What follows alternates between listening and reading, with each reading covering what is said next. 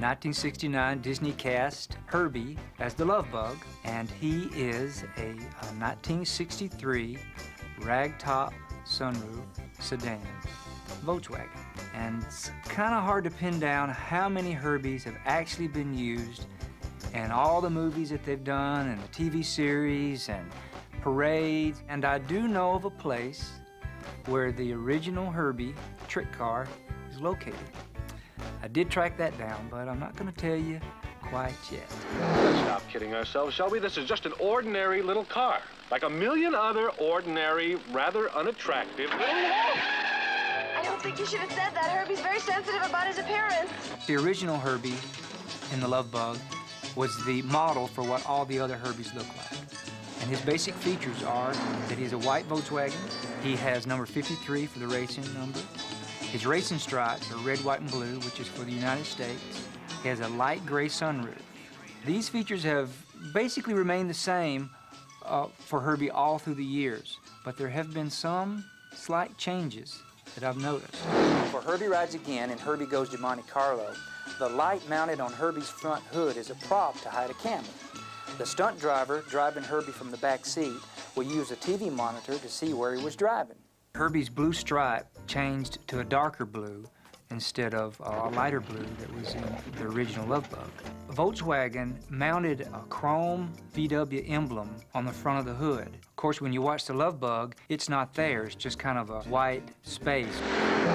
And they also put the Volkswagen hubcaps, which are on all the tires. Now, if any of those cars from Herbie Rides Again have survived, I haven't found that out yet, but I'm still looking. The next time Herbie changed was Herbie Goes to Monte Carlo. Now, the light on Herbie that was in Herbie Rides Again still was mounted to the hood, but it had a black cover.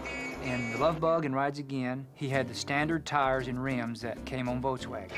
But in Monte Carlo, he got some slicked-up Goodyear GT radial tires and some special rims, and they were wider tread tires so he could grip better on the road. They gave him custom-made high-bucket seats, which had a black backrest on the seat. Most people might not notice this, but Herbie's earlier sunroof was a lighter gray, but in Monte Carlo, they changed it to a darker gray. Another change I noticed was the VW emblem on the hood is now gone, but the hubcaps remain the same. And the last change, which is the most important change of all, they added a fake gas cap, which was gray, and it was mounted right next to Herbie's door and the fender. Now, you're probably wondering, why would they put a fake gas cap on Herbie? Well, that's so that the jewel thieves could hide the Étoile de Joie diamond in Herbie. Étoile de Joie, which without that, there probably wouldn't have been a movie.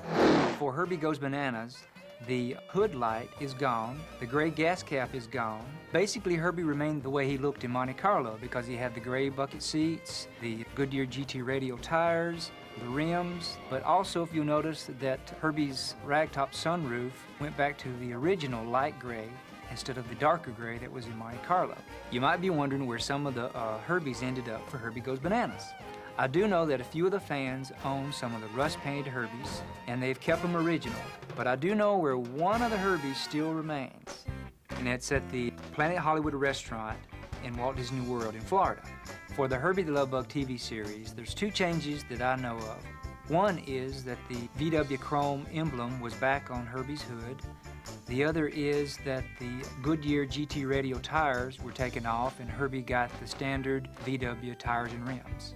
For the '97 remake movie, The Love Bug, Herbie had several changes. One was that the 53 on Herbie's front hood was in the middle of the hood instead of closer to the front. When you're looking straight ahead at Herbie, you can't really see the 53, which was important when you're in racing because you want to look in the rearview mirror and see who's behind you. Another change they made was that on all Volkswagens, there's a chrome edging that goes right down the middle of the hood. Well, in the previous Herbies, they always would put the 53 over that chrome edging. Well, in the remake movie, they put the chrome edging on top of the 53, which really changes the look of Herbie because it takes away from not only Herbie's look, but the racing number. The other change was they altered the stripes on Herbie. The red was too small, and they also changed the color of the blue to a lighter color blue than was used on the originals. And on top of that, the stripe wasn't put on Herbie's ragtop sunroof.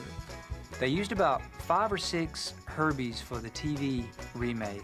One was sent to the Peterson Auto Museum, which is in Los Angeles, for permanent display. The other one was given to a local radio station for a giveaway.